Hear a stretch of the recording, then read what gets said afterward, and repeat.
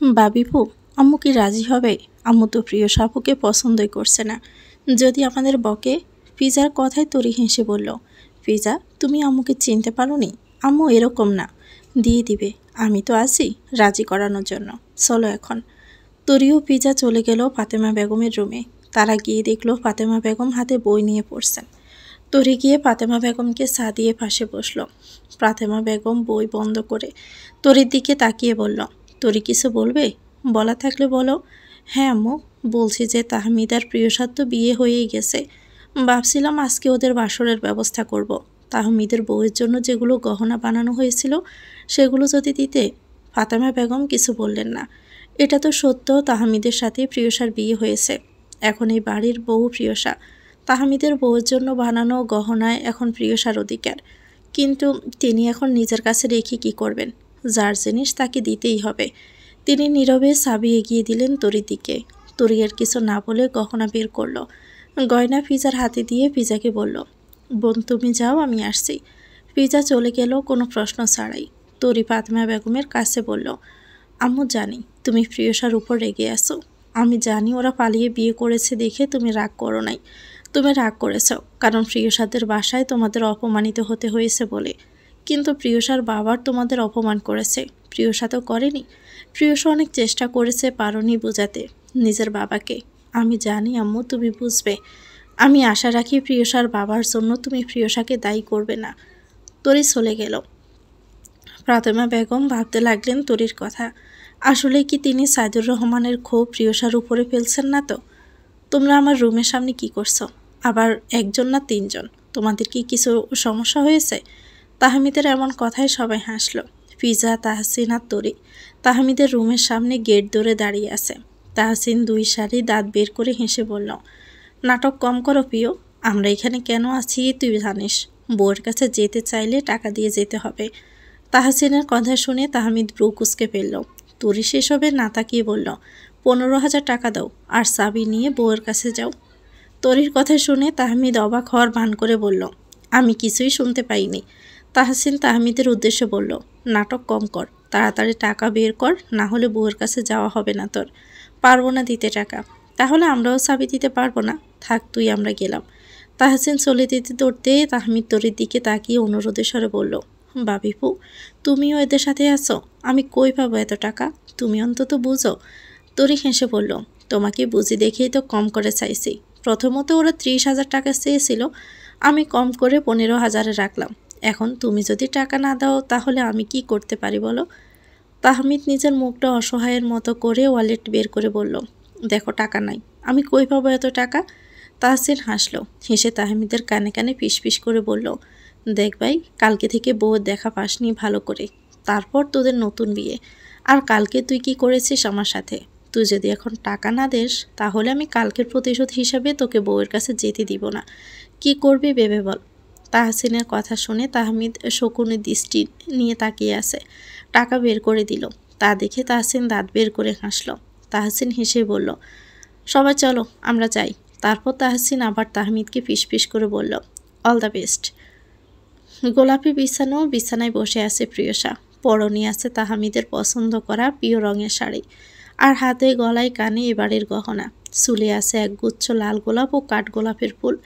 দেখতে অনেক মিষ্টি ও সুন্দর দেখাচ্ছে। মাথায় গোমটা দিয়ে বসে আছে।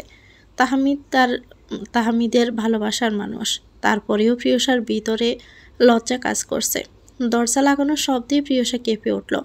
একটু নড়ে সড়ে বসে হাত মুষ্টিবদ্ধ করল লজ্জায়। তাহমিদ এসে দরজা লাগিয়ে প্রিয়সার দিকে তাকিয়ে রইল। প্রিয়সার মুখ দেখা যাচ্ছে না ঘোমটার জন্য। তবে তাহমিদ ভেবে নিল প্রিয়সা এখন লজ্জা পাচ্ছে। দেখল প্রিয়সা সামান্য কাঁপছে। প্রিয়সার এমন অবস্থা দেখে তাহমিদ হাসল। তবে এই হাসি তাচ্ছিল্যের হাসি নয়। এই হাসি পরম সুখের ভালো লাগার হাসি। তাহমিদ ধীরে ধীরে গিয়ে বসল প্রিয়সার সামনে। প্রিয়সা সামান্য মুখ উঁচু করে তাহমিদের দিকে তাকালো। তাকিয়ে দেখলো তাহমিদও তার দিকে তাকিয়ে আছে। প্রিয়সা তড়িৎ গতিতে আবারও মাথা নিচু করল। প্রিয়সার এমন কাণ্ডে প্রিয়সা উচ্চস্বরে হেসে ওঠে। তাহমিদের হাসি শুনেই প্রিয়সা আরও লজ্জা পেল। কান দিয়ে মনে হচ্ছে গরম ধোঁয়া বের হচ্ছে। প্রিয়সাকে আরও লজ্জায় কুঁকড়ে যেতে দেখে তাহমিদ নীরবে হাসল। এই হাসি দেখলে প্রিয়সা আরও লজ্জা পেত।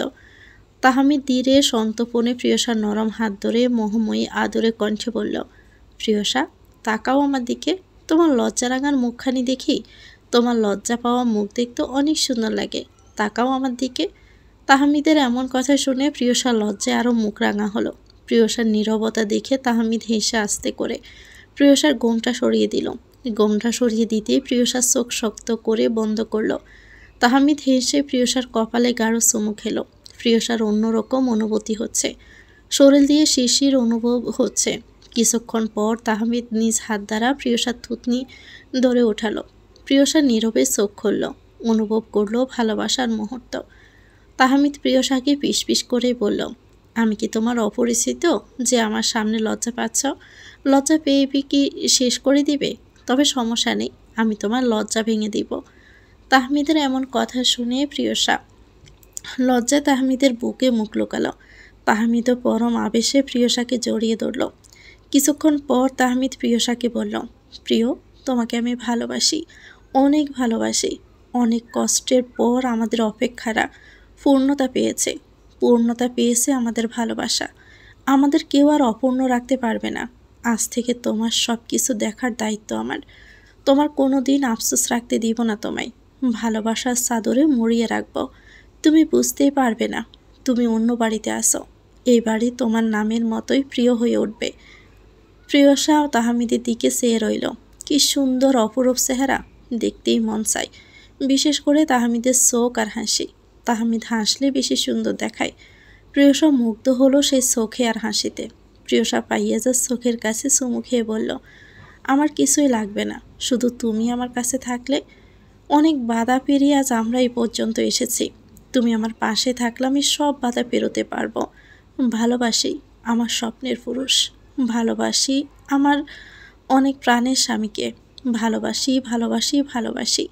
প্রিয়সার উত্তর শুনে তাহমিদ হাসল, মুগ্ধ হলো উত্তর শুনে। তাহমিদের নিজের হাত দ্বারা প্রিয়সার কপাল মুখ স্লাইড করে বলল, এত ভালোবাসি আমাকে? প্রিয়সা অন্যরকমই অনুভূতি হচ্ছে। সেই অনুভূতির সাথে আগে কখনো পরিচিত হয়নি। কপালে বিন্দু বিন্দু ঘাম জমেছে। হৃৎপিণ্ডের লাফডাপ শব্দের তীব্রতা বেড়েই যাচ্ছে। শিরশির করছে, শরীর মৃদু কাঁপছে। প্রিয়সা ওই রকম অবস্থা থেকেই কাঁপা কাঁপা কণ্ঠে বলল, অনেক ভালোবাসি, নিজের থেকে অনেক বেশি ভালোবাসি। প্রিয়সার মুখের অঙ্গভঙ্গি দেখে তাহমিদ আরও একবার মুগ্ধ হলো। তাহমিদের চোখ প্রিয়সার পুরো মুখে বিচরণ করছে। হঠাৎ করে তাহমিদের চোখ আটকে গেল প্রিয়সার কম্পনরত ঠোঁটের দিকে। তাহমিদ এক প্রকার ঘোরের মধ্যে আটকে গেল। ঘোর লাগা কণ্ঠে প্রিয়সার ঠোঁটের দিকে তাকিয়ে নিজের ঠোঁট দ্বারা প্রিয়সার ঠোঁট স্পর্শ করল, খেলো কয়েক চুমু। আবার তাহমিদ মোহময় কণ্ঠে বলল, তাহলে আজকের এই রাতটি আমাকে দিয়ে দাও, ভালোবাসায় ভরিয়ে দেব। প্রিয়সা লজ্জায় মাথা নিচু করে রইল। প্রিয়সার নীরবতা সম্মতির লক্ষণ হিসাবে দৌড়ল তাহমিদ। একে অপরের সাথে ভালোবাসাময় রাত কাটিয়ে দিল। ড্রয়িং রুমে বসে পেপার পড়ছেন ফিরোজ ইসলাম। পাশে বসে আসছে ফাতেমা বেগম, তাহসিন ও ফিজা। ফিরোজ ইসলাম একটু একটু করে পেপার পড়ছেন আর সবার সাথে আড্ডা দিচ্ছেন। এই বাড়ির সকালটা ভিন্ন রকম, অন্যর বাড়ির চেয়ে অন্যরকম। সকালের এই সময় আড্ডা দেওয়া হয়, তবে কাউকে জোর করা হয় না। তারপরও সবাই নিজ ইচ্ছে আড্ডা দেয়, কারণ কিছুক্ষণ পরে সবাই নিজের কাজে চলে যাবে আর সবার সাথে একসাথে থাকা হবে না। তাই সকালে ও রাতে আড্ডা দেওয়া হয়। প্রতিদিনের মতো আজও আড্ডা দেওয়া হচ্ছে। তরিও প্রিয়সা রান্না করে। কিছুক্ষণ পর তরি এসে সবাইকে চা দিল। ফিরোজ ইসলাম চা খেয়ে তরির উদ্দেশ্যে বলল, তরিমা, আজ তো চা অনেক সুন্দর হয়েছে, অন্য দিনের চেয়ে অন্যরকম হয়েছে, বেশ ভালো। ফিরোজ ইসলামের কথা শুনে তরি হাসলো মিটপিটিয়ে। হেসে বলল, আব্বু, আজ আমি চা বানাইনি, আজ প্রিয়সা চা বানিয়েছে। যেহেতু চা সবার ভালো লেগেছে, তাহলে আজ থেকে প্রতিদিন প্রিয়সা চা বানাবে। কি বলো, প্রিয়সা পারবে তো? প্রিয়সা মাথা উপর নিচ করল, যার অর্থ পারবে। তরি ফাতেমা বেগমের উদ্দেশ্যে বলল, আম্মু চা কেমন হয়েছে বললে না তো? ফাতেমা বেগম সত্য কি সত্য বলার ক্ষমতা রাখেন, তাই তিনি বেশি কিছু বললেন না, শুধু বললেন ভালো হয়েছে। প্রিয়সা হাসল শাশুড়ি আম্মুর কথা শুনে। তিনি যে ভালো বলেছেন এটাই অনেক তার কাছে। আস্তে আস্তে তিনি ঠিকই মেনে নেবেন, এটা বিশ্বাস প্রিয়সার। এখন মিশন শুধু শ্বশুর শাশুড়ির মন জয় করা। আর প্রিয়সার পাশে আছে তরি। তরির কথা মতো আজ চা প্রিয়সা বানিয়েছে।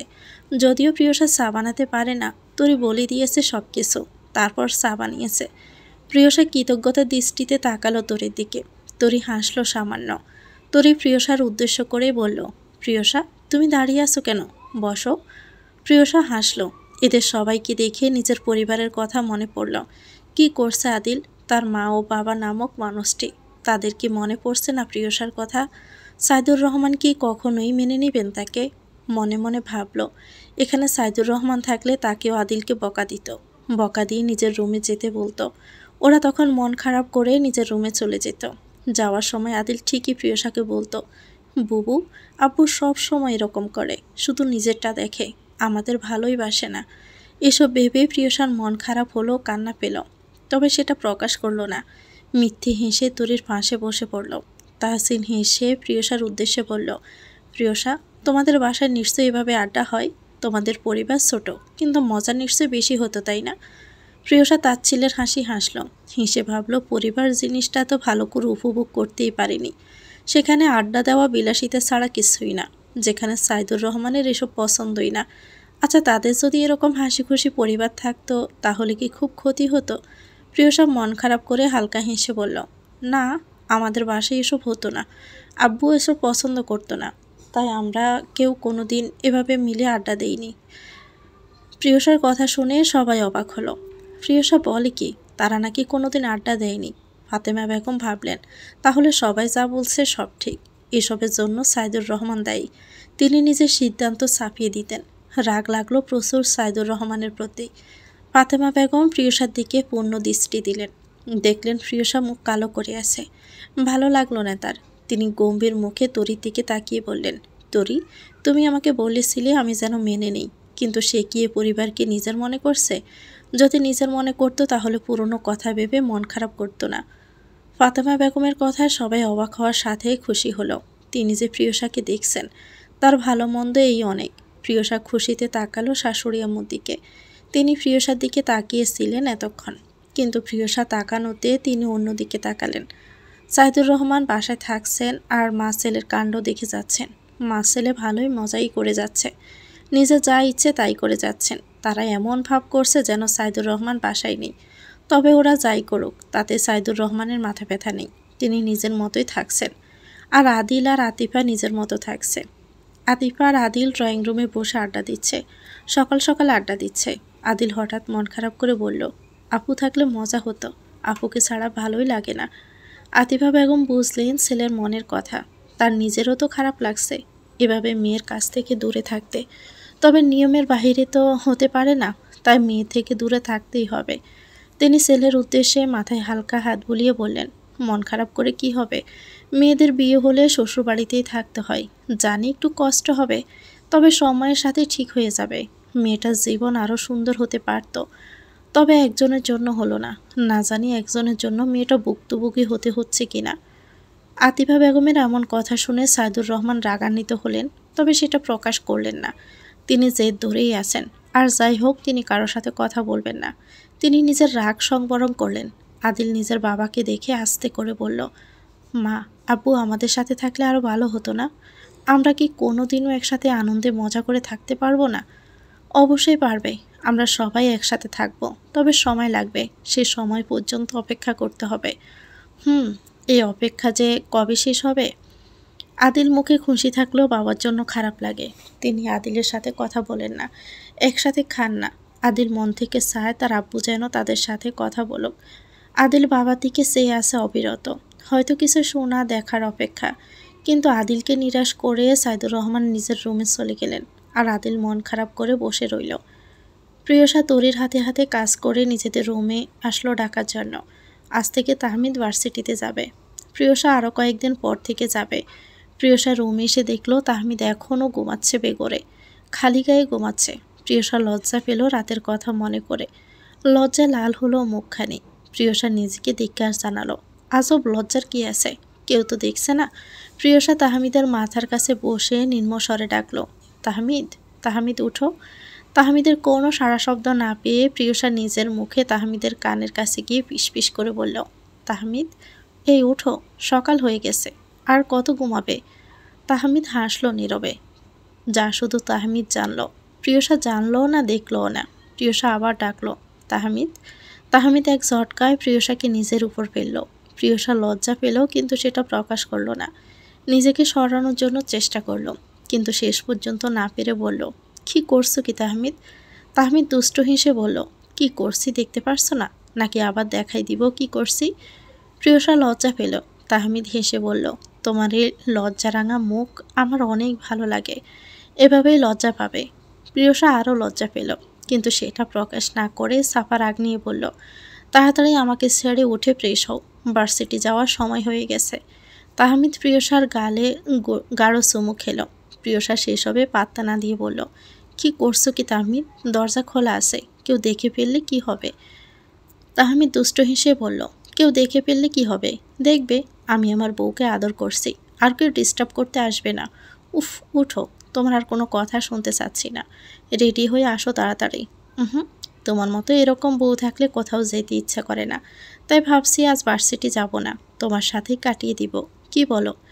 আমি আর কোনো কথা শুনতে চাচ্ছি না, তুমি এখন। প্রিয়সার কথার মাঝখানে থেমে গেল। দেখলো তাহমিদ প্রিয়সার দিকে নেশাক্ত দৃষ্টিতে তাকিয়ে আছে। নিজের অদর প্রিয়সার অদরের কাছে নিয়ে আসছে। চোখ বন্ধ করে ফেলে। প্রিয়সার মাথায় দুষ্টু বুদ্ধি খেলল। তাহমিদ আস্তে আস্তে প্রিয়সার অদরের কাছে আসতেই যখন অদর ছোঁয়াবে, প্রিয়সা জোরে বলে উঠল, ফিজা তুমি এখানে? প্রিয়সার মুখে এমন কথা শুনে তাহমিদ প্রিয়সাকে ছেড়ে দিল। প্রিয়সা ছাড়া পেয়ে উঠে দাঁড়িয়ে হাসতে লাগে। তাহমিদ সে হাসির দিকে তাকিয়ে বলল, এভাবে আমার রোমান্টিক মুডটা নষ্ট করে দিলে, দাঁড়াও দেখাচ্ছি তোমাকে। বলেই তাহমিদ প্রিয়সার কাছে যেতে প্রিয়সা হাসতে হাসতে দৌড়াতে দৌড়াতে বলে, আমাকে ধরো, তুমি পাবে না, নিচে এসো তাড়াতাড়ি। কতক্ষণ পাবো না, শেষ পর্যন্ত আমার কাছেই আসতে হবে। প্রিয়সা তাহমিদের কথা শুনে দৌড়ে ড্রয়িং রুমে চলে আসলো। এসে একজনকে দেখে দাঁড়িয়ে যায়। বিস্ময় ধরা দিল চোখে মুখে, চোখ দিয়ে পানি বের হলো। প্রিয়সা ও আদিল একে অপরকে জড়িয়ে ধরে আছে। দুইজনের চোখে পানি চিকচিক করছে। প্রায় অনেকক্ষণ পর প্রিয়সা আদিলকে ছেড়ে দিয়ে আদিলের গালে হাত রেখে আদুরে স্বরে বলল, কেমন আছিস ভাই? কত শুকিয়ে গেছিস। ভালো আছি বুবু, তুই কেমন আছিস? আমিও ভালো আছি। আম্মু কেমন আছে? আম্মুও ভালো আছে। প্রিয়সা কিছুটা মন খারাপ করে বলল, আব্বু কেমন আছে? আমার কথা বলে, আমাকে মনে পড়ে, কিছু জিজ্ঞেস করে আমার সম্পর্কে। আদিল ও প্রিয়সার মতো মন খারাপ করে বলল, আব্বু আমাদের সাথে কথা বলে না, সবকিছু এখন আলাদা হয়ে গেছে। আব্বু বাইরে থেকে খেয়ে আসে, আমার যা ইচ্ছে তাই করছি, আব্বু দেখেও কিছু বলছে না। আমার ভালো লাগছে না একদম। আব্বু কি আমাদের সাথে আর কথা বলবে না? প্রিয়সা মুখ ছোট করে বলল, ওহ, দেখিস ভাই, সব ঠিক হয়ে যাবে। আব্বু আমাদের অনেক ভালোবাসবে, আমাদের আর কোনো আক্ষেপ থাকবে না। শুধু সঠিক সময়ের অপেক্ষা, ঠিক হলেই ভালো। তোকে দেখার ইচ্ছে করছিল তাই চলে আসলাম। এখান থেকে সোজা স্কুল যাব। প্রিয়সা হেসে বলল, ঠিক করেছিস। বাড়ির কথা মনে পড়ছিল আজ, বিশেষ করে তোর। এসে ভালো করেছিস। তোর এই হাসিমুখ দেখেই আমার ভালো লাগলো। সব সময় হাসি খুশি থাকবি। বড় হয়ে গেছিস, বড় বড় কথা শিখে গেছিস। আমি এখন বড় হয়ে গেছি। আর আমি বড় ছিলাম, তুই বুঝতে পারিসনি। প্রিয়সা আদিলের মাথায় হালকা চাপড় মেরে বলল, হু, বড় হয়ে গেছে, পাগল একটা। আদিল হাসল শব্দ করে। আদিলের সাথে হাসল প্রিয়সা। দুই ভাইবোনের হাসি খুশি কথাবার্তা শুনে বাড়ির সবাই নীরবে হাসল। আদিল হাসি থামিয়ে বলল, আজ আসি, না হলে দেরি হয়ে যাবে। অন্যদিন আসবো আবার। আদিলের যাওয়ার কথা শুনে প্রিয়সা মন খারাপ করল। যে ভাই আগে সারাদিন তার কাছে থাকত, আজ সে ভাই কিছু সময়ের জন্য আজ তার কাছে। সময় মানুষকে কোথা থেকে কোথাও নিয়ে যায়। প্রিয়সা মন খারাপ করে বলল, এখনই যাবি? থাক আর কিছুক্ষণ, তারপর যাবি। আদিল হেসে বলল, না আপু, এখন না গেলে দেরি হয়ে যাবে। আমি অন্যদিন আসব। আচ্ছা। প্রিয়সা মন খারাপ করল। তা দেখে আদিল প্রিয়সাকে জড়িয়ে ধরে বলল, মন খারাপ করিস না, আমি আবার আসব তো। এভাবে মন খারাপ করলে আমার আর আসতেই ইচ্ছে করবে না। প্রিয়সা মন খারাপের মাঝেও একটু হাসল। হেসে বলল, আচ্ছা, আর মন খারাপ করব না। বাসায় গিয়ে ফোন করবি আমায়। আচ্ছা। বলেই আদিল যাওয়ার প্রস্তুতি নিচ্ছে, তখন ফাতেমা বেগম আসলেন। তিনি এতক্ষণ দূরে দাঁড়িয়ে ভাইবোনের মিষ্টি মুহূর্ত দেখছিল।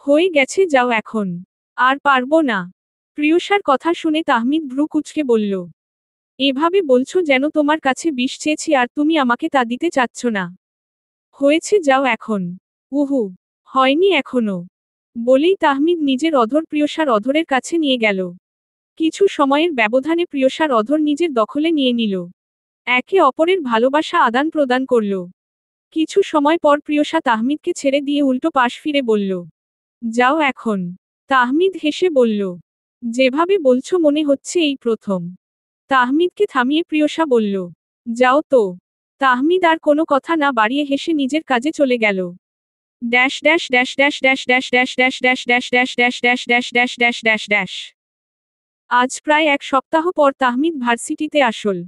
সেদিনের মিটিং বাদ দিয়ে সেদিন পুরো মিসিং ছিল। তারপর তাহমিদ 1 সপ্তাহের জন্য ছুটি নিয়েছিল অবশ্য।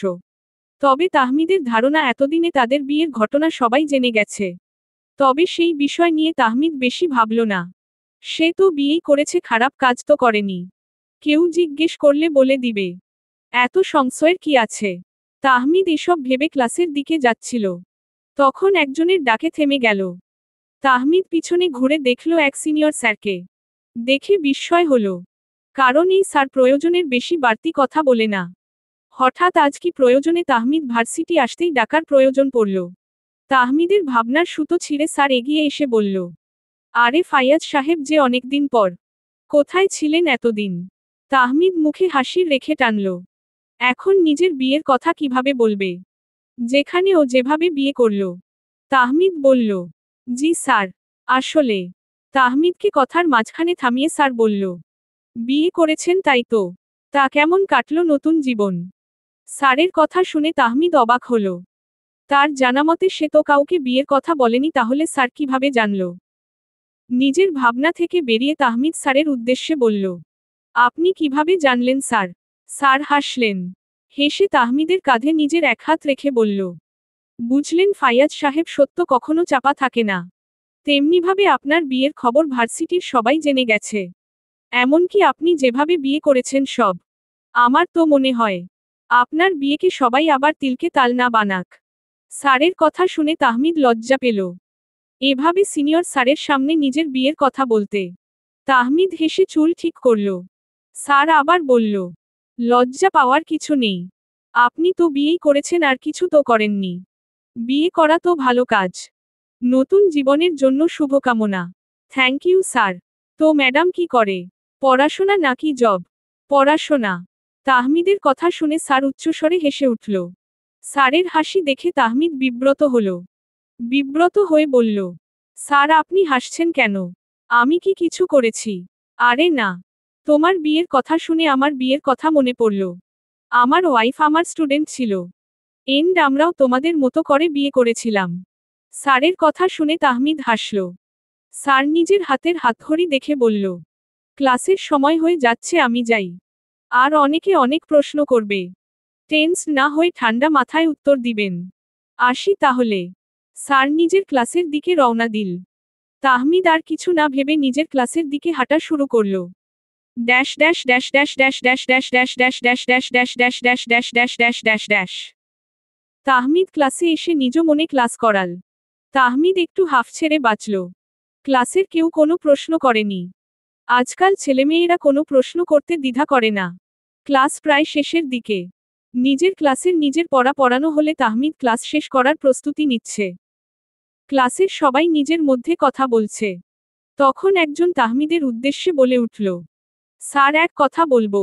তাহমি সম্মতি দিল। তাহমিদের সম্মতি পেয়ে বলে উঠল, স্যার আমরা সবাই শুনলাম আপনি নাকি বিয়ে করেছেন। সেটা কি সত্যি? তাহমিদ যেটার ভয় পাচ্ছিল সেটাই হলো। যদিও বিয়ে করা খারাপ কাজ না, তবুও ছাত্রদের সামনে নিজের বিয়ের কথা বলা অনেক বিব্রতকর। তারপর নিজেকে স্বাভাবিক রেখে বলল, হুম, আমি বিয়ে করেছি। তবে তোমরা কতটুকু সত্য জেনেছ আমি জানি না। স্যার ম্যাম কি করে? তোমাদের মতো স্টুডেন্ট। তোমাদের ইয়ারের। আই থিংক আর কোনো প্রশ্ন নেই। আমি আসি তাহলে। তাহমিদ চলে গেল। ক্লাসের সবাই হেসে উঠো। সবাই নিজেদের মধ্যে কথা বলতে লাগলো। তাদের কথার মধ্যমণি স্যারের বিয়ে। যে যেরকমভাবে পারছে বিষয়টাকে রসালো বানাচ্ছে। ঘটনা এমনভাবে বলছে যেন সব সত্যি। আর তা অনেকে বিশ্বাস করে নিচ্ছে।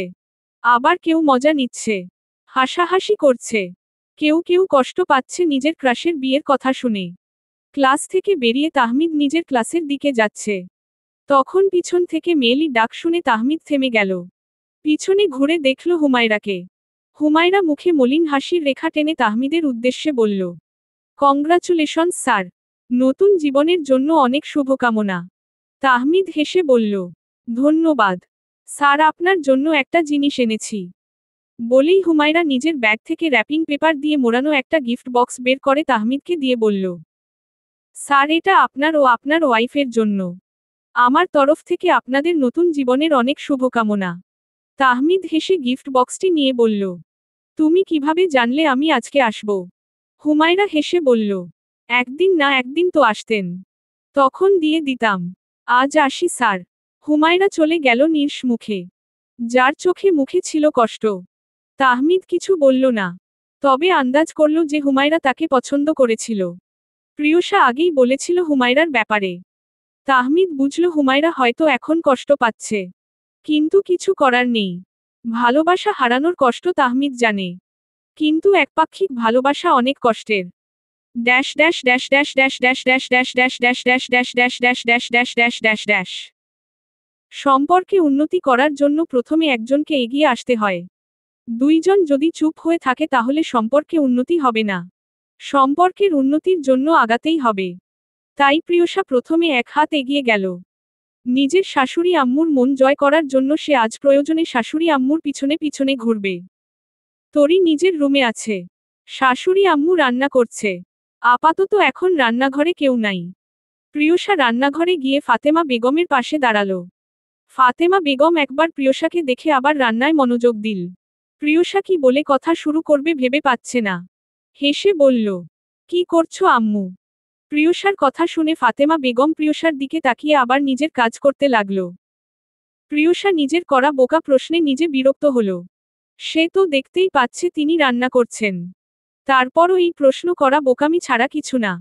প্রিয়সা হেসে আবার বলল, আম্মু আমি হেল্প করি। ফাতেমা বেগম আবার কোনো কথা বললেন না। প্রিয়সা আবার বলল, আম্মু আম্মু আমি তোমাকে সাহায্য করতে চাই।